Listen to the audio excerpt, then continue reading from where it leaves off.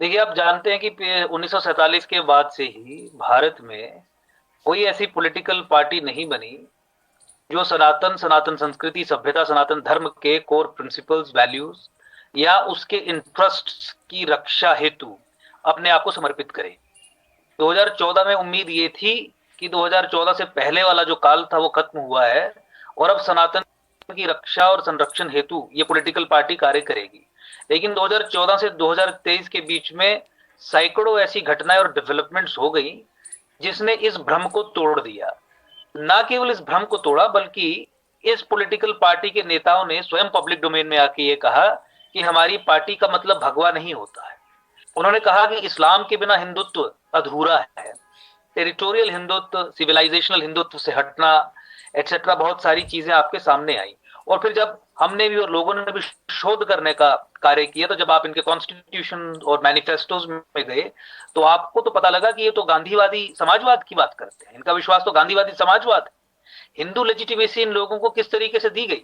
तो सबवर्जन के माध्यम से दी गई, एक प्रोपेगेंडा के माध्यम से दी गई। जब आपने इनके मैनिफेस्टोज देखे, खासकर जैसे 1998 का मैनिफेस्टो है, तो उसमें तो पहले या दूसरे पन्ने पे अलग अलग तरीके के पीडीएफ हैं, लेकिन शुरू में ही ये इन्होंने लिख दिया था कि भैया हम सनातन को कोई इस्लाम से ऊपर नहीं समझते, हम उसके बराबर ही समझते हैं। नीचे भी नहीं समझते लेकिन बराबर समझते हैं। उन्होंने कहा कि जैसे सनातन, जैसे जैन, सिखिज्म, जैनिज्म है और उसके अलग अलग धर्म ग्रंथ हैं, जैन पीटक हैं, वेद हैं, उपनिषद है, वैसे ही इस्लाम और क्रिश्चियनिटी भी है। तो और डीपर अगर आप एनालिसिस करते जाएं तो आपको ये समझ आएगा। देखिए, अनफॉर्चुनेटली 1947 के बाद Indian state as a political entity जो डेवलप हुई, तो वो एक इंपीरियल कंस्ट्रक्ट थी। उस स्टेट अपरेटस का जो मूल चरित्र था, बेसिक चरित्र था, वो था हॉस्टिलिटी टुवर्ड्स सनातन, इस राष्ट्र के प्रति घृणा का भाव रखना। तो इसीलिए हम ये कहते हैं कि Indian state is hostile to the Indian nation, Indian state is anti Indian nation, Indian state is anti सनातन।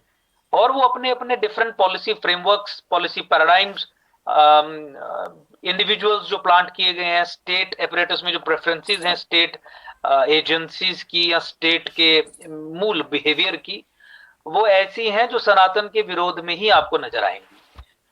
तो स्टेट जब हम एक एब्स्ट्रैक्ट फॉर्म में, एक कलेक्टिव पॉलिटिकल एंटिटी की फॉर्म में बात करते हैं, तो पॉलिटिकल पार्टियां भी उसका हिस्सा हो जाती हैं। तो भाजपा हो, कांग्रेस हो, आपने ये देखा कि इसी के प्रारूप में फंसती चली गई या इसके हिसाब से ही चलती रही, और अंततः ये उसी स्टेट का एक सबसेट बन गई जो अदरवाइज सनातन के प्रति हॉस्टिलिटी रखता है। मुझे बताइए, एकम सनातन भारत की जो सप्त सिद्धांत है, जो मैं पढ़ भी दूंगा, इस संबंध में कौन सी ऐसी पॉलिटिकल पार्टी है जो अपने संविधान में या अपने मूल सिद्धांतों में इन सब चीजों को जगह देती है? मैं सप्त सिद्धांत पढ़ने के बाद आपसे यह सवाल पूछूंगा कि मुझे बताइए कि सनातन की रक्षा और संरक्षण हेतु अगर कोई भी व्यक्ति बात करता है तो इन सप्त सिद्धांतों की एब्सेंस में क्या वो बात कोई मायने रखती है? तो देखिए, आपको हमारे सप्त सिद्धांत देख के ही इस बात का अंदाजा हो जाएगा कि पहली बार भारतवर्ष के, खासकर 47 के बाद के इतिहास में, एक पहली बार एक सनातन पॉलिटिकल ऑल्टरनेटिव व्हीकल, विकल्प बन रहा है। और आप भी जानते हैं कि परिस्थितियां देश में ऐसी बन गई, तृप्तिकरण पे ग्रेजुएट, तुष्टिकरण तृप्तिकरण जब बन गया, तो परिस्थितियां ऐसी बन गई कि दायित्व सनातनियों पे आ गया कि अब आपको कदम बढ़ाने होंगे और एक दायित्व आपको डिस्चार्ज करना होगा। वो दायित्व होगा सनातन के संरक्षण के लिए एक पॉलिटिकल पार्टी का निर्माण। तो यूके, कनाडा, यूएस से तो लोग नहीं आएंगे, भारतीय ही हैं, सनातनी ही हैं जो इस जिम्मेवारी को अपने कंधों पे उठाने का कार्य करेंगे। तो उस भूमिका में हमने ये जो दायित्व है वो अपने कंधों पे उठाने का काम किया। मैं सप्त सूत्रों की बात कर रहा था, जिसको पढ़ के डिस्टिंक्शन क्रिएट हो पाएगी कि जो स्वयंभू पॉलिटिकल पार्टीज है वो किस तरीके से अलग है, किस तरीके से लोगों की आंख में धूल झोंकने का आज तक वो कार्य करती थी, और किस तरीके से हमने भी उन्हें हिंदू, हिंदुत्व और सनातन के प्रति एक लेजिटिमाइज करके उन्हें हिंदू लेजिटिमेसी ग्रांट की। देखिए, एकम सनातन भारत, पार्टी का नाम ही एकम सनातन भारत है, नाम ही बहुत कुछ स्पष्ट कर देता है। और सप्त सिद्धांत सात हमारे मूल नॉन नेगोशिएबल, सप्त सिद्धांत सात हमारे मूल नॉन नेगोशिएबल प्रिंसिपल्स हैं, मौलिक हमारे फंडामेंटल प्रिंसिपल्स हैं। पहला, संविधान में संशोधन कर केवल 5% से कम जनसंख्या वाले समाज को अल्पसंख्यक का दर्जा देना। तो पहले ही पॉइंट में यह साफ हो जाता है कि जो सेकंड बिगेस्ट मेजोरिटी है भारतवर्ष में, उसे माइनॉरिटी स्टेटस और माइनॉरिटी बेनिफिट्स जो स्टेटस के कारण मिलते हैं उसके वो सब खत्म करना। और ये राष्ट्रीय सुरक्षा से भी जुड़ा हुआ मामला है। आपके पहले के इंटरव्यूज में भी मुझे लगता है कि माइनॉरिटी राइट्स के संबंध में जो सुप्रीम कोर्ट में मेरी याचिका थी उस संबंध में मैं इस विषय पे बात रख चुका हूं कि किस तरीके से माइनॉरिटी स्टेटस और राइट्स इंटरट्वाइन किए जाते हैं। ह्यूमन राइट्स जो यूएन चार्टर है और उसको इस्तेमाल करके किस तरीके से फॉरेन पावर्स इंडिया के इंटरनल सोवरेन अफेयर्स में इंटरफेयर करती हैं। दूसरा, मंदिर और मठों को सरकारी नियंत्रण से मुक्त करवाना। कश्मीर स्थित भगवान भास्कर के प्राचीन मारतंड सूर्य मंदिर को पुनर्स्थापना करना। देखिए, सेलेक्टिवली केवल सनातनी और हिंदू मंदिरों और मठों के खिलाफ ही सरकार कार्रवाई करती है, जिस कार्रवाई के चलते वो इन मंदिर और मठों को सेलेक्टिवली छीन लेती है हिंदुओं से और वहां पे एक सरकारी सेकुलर बाबू बिठा देती है जो मंदिर को चलाने का काम करता है। और नॉर्मली वो इसी दृष्टिकोण से कि अभी एक ऐसा स्थल हमें मिल गया जिसे हम टूरिस्ट स्पॉट की तरह डेवलप करेंगे और अपने खजाने भरेंगे, वो आप सब जानते हैं मंदिर। तो उस व्यवस्था को खत्म करना, सेलेक्टिवली जो हिंदुओं के मंदिरों को टेक ओवर किया जाता है, हिंदुओं से छीना जाता है, जिसके कारण सनातन की मजबूती के लिए वो मंदिर से उत्पन्न होने वाला धन या जो भी संपत्ति होती है वो इस्तेमाल नहीं होती और सेक्युलर पर्पसेस के लिए होती है, उसे खत्म करना। और आप जानते हैं कि हमारा जो जम्मू कश्मीर हिमालय में बसा हुआ ये फ्रंटियर में, ये तो नर्वस सिस्टम है सनातन सभ्यता का। और उसमें जो बहुत बड़ा शक्ति केंद्र है, एक भगवान सूर्य का मार्तंड मंदिर बनाया गया था जिसे ध्वस्त किया गया इस्लामी आक्रांताओं के द्वारा। उसकी पुनर्स्थापना जब तक नहीं होगी, हमें हमारा ये व्यक्तिगत तौर पे मानना है कि उस समय सनातन जो है वो प्रगति की दिशा में बढ़ने में कठिनाई हो सकती है। क्योंकि आप जानते हैं कि हमारे वेदों में उपनिषदों में इतनी शक्ति थी कि इस तरीके के मंदिर और पावर सेंटर्स बनाए जा सकते थे जो पूरे राष्ट्र का, इस टेरिटरी का संरक्षण करने की क्षमता रखते थे। तो अगर उस एनर्जी सेंटर को ध्वस्त किया गया तो बहुत आवश्यक है कि भगवान सूर्य के इस मंदिर को पुनर्स्थापित हम करें। तो ये हमारा दूसरा जो है वो सप्त सिद्धांतों में से दूसरा सिद्धांत है। तीसरा, जम्मू कश्मीर का पुनर्गठन कर 2 केंद्र शासित प्रदेशों में बांट हिंदू बहुल जम्मू संभाग को स्वतंत्र राज्य बनाना। आप जानते हैं कि सुरक्षा के दृष्टिकोण से बहुत आवश्यक है।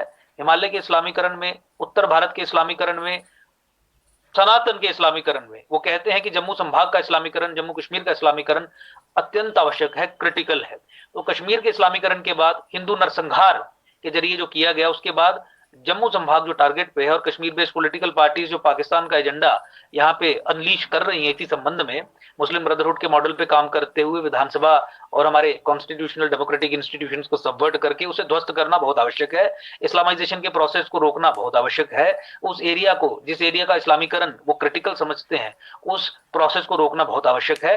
तो इसलिए तत्काल प्रभाव से हिंदू नरसंहार के जो विक्टिम्स हैं उन्हें कश्मीर में एक हिंदू जियोपॉलिटिकल फुटहोल्ड के रूप में स्थापित करके, यानी कश्मीर को 2 हिस्सों में तोड़ के एक यूनियन टेरिटरी उन हिंदुओं के लिए जो नरसंहार के विक्टिम्स हैं क्रिएट करके जम्मू को अलग एक सेपरेट स्टेट बनाना उस दृष्टिकोण से बहुत इंपॉर्टेंट है, क्रिटिकल है, ताकि हम इस्लामाइजेशन ऑफ हिमालय के प्रोसेस को अरेस्ट कर सके, रोक सके, उसे रिवर्स कर सके।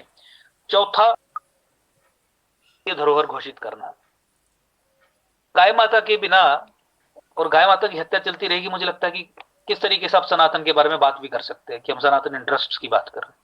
तो उसकी पूरी व्यापक अंडरस्टैंडिंग होने के चलते होते हुए हमने इस सिद्धांत को इसमें शामिल किया और हमने कहा कि गौ हत्या पे न केवल संपूर्ण प्रतिबंध लगेगा बल्कि गौ माता को, मां गंगा को और श्री राम सेतु को राष्ट्रीय धरोहर भी घोषित किया जाएगा। धरोहर घोषित होते ही फिर बहुत सारे सेफगार्ड्स इन प्लेस आ जाते हैं, पूरी स्टेट मशीनरी जो है अपने धरोहरों को बचाने के लिए खड़ी हो जाती है। तो जब तक हम इस दिशा में कदम नहीं उठाएंगे, मुझे नहीं लगता कि सनातन का संरक्षण और जो है वो कंसोलिडेशन किसी भी तरीके से हो सकती है।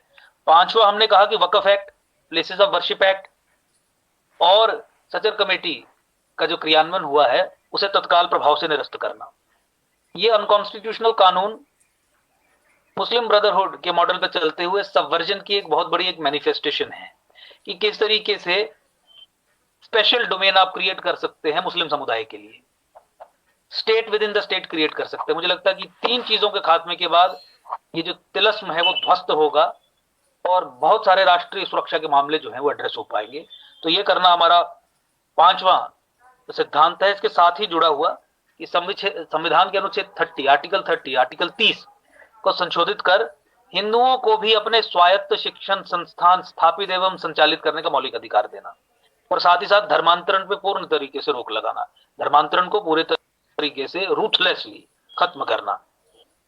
आर्टिकल 30 के तहत हिंदुओं को छोड़ के बाकी सब समुदायों के पास ये राइट है कि वो अपने autonomous independent of the government, independent of the state शिक्षण संस्थान बना सकते हैं, जहां पे अपने अपने धर्म वर्म की शिक्षा दे सकते हैं।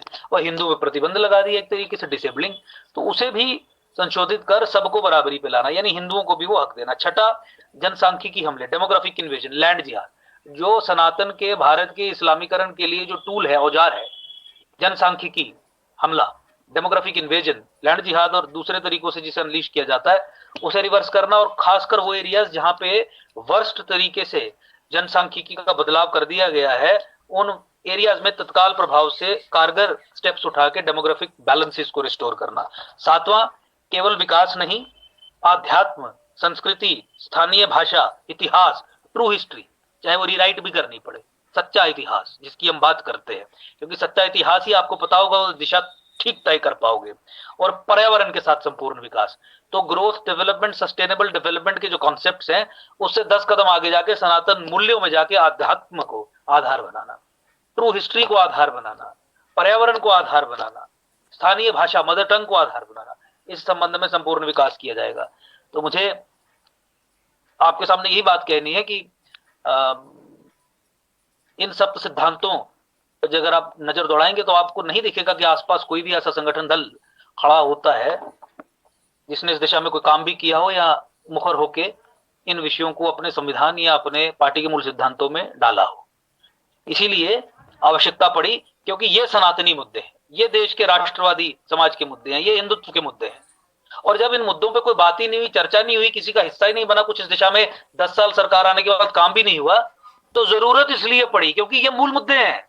और मूल मुद्दों पे अगर कुछ नहीं हुआ तो जरूरत पड़ेगी, और उसी दायित्व का डिस्चार्ज करने का कार्य आज हमने किया है। काम बहुत बड़ा। दोस्तों, इस वीडियो में माननीय अंकुश शर्मा जी ने बताया कि एकम सनातन भारत दल या पार्टी की हमें 2024 के चुनाव में क्यों आवश्यकता पड़ी व क्यों जरूरत पड़ी।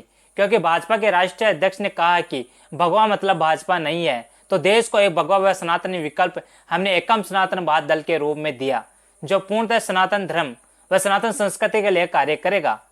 दोस्तों, अगर भाजपा का प्रधानमंत्री ये कहेगा कि गौ रक्षक गुंडे हैं, तो एकम सनातन भारत दल की आवश्यकता पड़ेगी। दोस्तों, भाजपा यह कहेगी कि इस्लाम के बिना भारत अधूरा है, तो एकम सनातन भारत दल की आवश्यकता पड़ेगी। जो भाजपा अपने आप को हिंदुत्ववादी बताती है, अगर उसकी सरकार भारत के अंदर गौमांस निर्यात में नंबर 1 की पायदान पर ला खड़ा किया है, तो हमें एकम सनातन भारत दल की आवश्यकता पड़ेगी।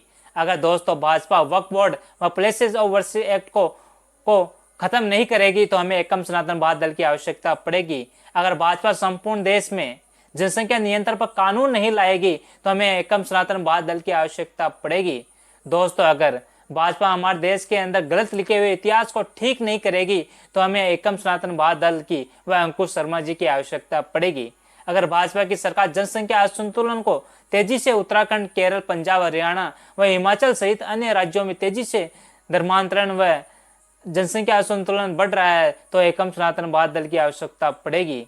दोस्तों, सबसे महत्वपूर्ण, अगर भाजपा मस्जिद व गुरुद्वारे व चर्च को छोड़कर सिर्फ हिंदू मंदिरों का ही अधिग्रहण करेगी, तो एकम सनातन भारत दल इसका विरोध भी करेगी और एकम सनातन भारत दल की आवश्यकता भी पड़ेगी।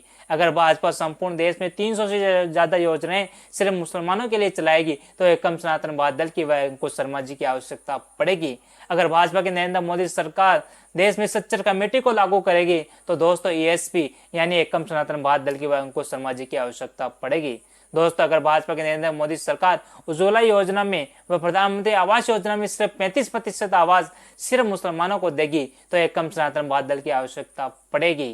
तो अगर भाजपा की नरेंद्र मोदी सरकार सिर्फ मुसलमानों के युवाओं को UPSC की तैयारी के लिए उन्हें 1 लाख रुपए की आर्थिक सहायता देगी, तो एकम सनातन भारत दल की आवश्यकता पड़ेगी। अगर दोस्तों भाजपा की नरेंद्र मोदी सरकार हमारे पड़ोसी देशों में धार्मिक रूप से प्रताड़ित हिंदुओं को नागरिकता नहीं देगी और CA को लागू नहीं करेगी और CA के नाम पर सिर्फ वोट बटोरेगी, तो सिर्फ तुष्टिकरण करेगी, तो एकम सनातन भारत दल की आवश्यकता पड़ेगी। दोस्तों, अगर भाजपा की नरेंद्र मोदी सरकार देश के अंदर सीखो व कमाओ योजना के तहत मुसलमान युवाओं को प्रतिमाह 25,000 रुपए देगी, तो एकम सनातन भारत दल की आवश्यकता पड़ेगी। दोस्तों, अगर भाजपा की सरकार द्वारा अल्पसंख्यक वह बहुसंख्यक की परिभाषा तय नहीं करेगी तो एकम सनातनवाद दल की आवश्यकता पड़ेगी, वह अंकुश शर्मा जी की भी आवश्यकता पड़ेगी। दोस्तों, देश में अगर हिंदू त्योहारों व हिंदू रैली व हिंदू यात्राओं, धार्मिक यात्राओं पर अगर पत्थरबाजी होगी और बाद में हिंदू की गिरफ्तारी होंगे तो एकम सनातनवाद दल की आवश्यकता पड़ेगी संपूर्ण देश में। दोस्तों, भाजपा की नरेंद्र मोदी सरकार द्वारा अगर जम्मू कश्मीर में एक भी हिंदू को 370 हटने के बाद अगर नहीं बसा पा रही है तो एकम सनातनवाद दल की आवश्यकता पड़ेगी और अंकुश शर्मा जी की भी आवश्यकता पड़ेगी। अगर दोस्तों भाजपा की नरेंद्र मोदी सरकार सनातन विरोधियों पर कोई कार्रवाई नहीं करेगी, उन्हें सनातन विरोधी को जेल नहीं भेजेगी तो अंकुश शर्मा जी की आवश्यकता पड़ेगी और एकम सनातनवाद दल की भी आवश्यकता पड़ेगी। इसलिए दोस्तों 2024 के चुनाव में एकम सनातनवाद दल इन्हीं सनातन विरोधी कार्य जो भाजपा की नरेंद्र मोदी सरकार द्वारा किए गए हैं, इन सब की पूर्ति भाजपा द्वारा नहीं किया गया है, सिर्फ मुस्लिम तुष्टीकरण के कारण, इसलिए एकम सनातनवाद दल की आवश्यकता पड़ी है। इसलिए दोस्तों 2024 के चुनाव में एकम सनातनवाद दल जो एक राष्ट्रव्यापी पैन इंडिया पॉलिटिकल पार्टी है, जो सनातन धर्म और सनातन संस्कृति के लिए कार्य कर रही है और सिर्फ सनातन के मुद्दों को उठा रही है। और एकम सनातनवाद दल का मानना है कि हम सिर्फ 80% सनातनियों की राजनीति करेंगे, उनसे ही वोट मांगेंगे, उनके लिए ही कार्य करेंगे। दोस्तों, एकम सनातनवाद दल का एक ही नारा है कि सनातनियों का साथ, सिर्फ सनातनियों का ही विकास। इसलिए दोस्तों 2024 के चुनाव में एकम सनातनवाद पार्टी को फुल सपोर्ट कीजिए और इस पार्टी को आगे बढ़ाइए ताकि सनातन की आवाज़ को ज़्यादा से ज़्यादा संख्या में सनातनियों को संसद में पहुंचाया जा सके और सनातन की आवाज़ को बुलंद किया जा सके। जय हिंद, जय हिंदू राष्ट्र।